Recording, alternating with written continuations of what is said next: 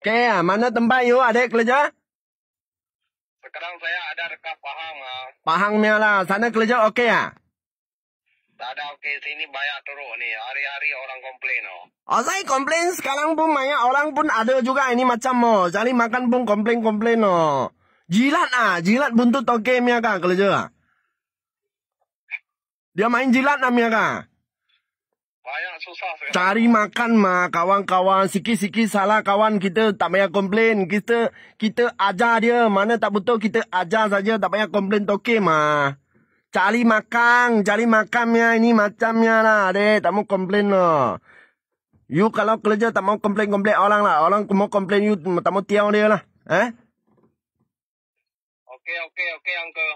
Ada ramai orang ini macamnya. You punya tempat kerja, jilat buntut okeynya.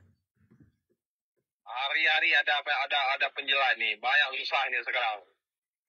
Macam susah loh, cari makan susah loh macam ni.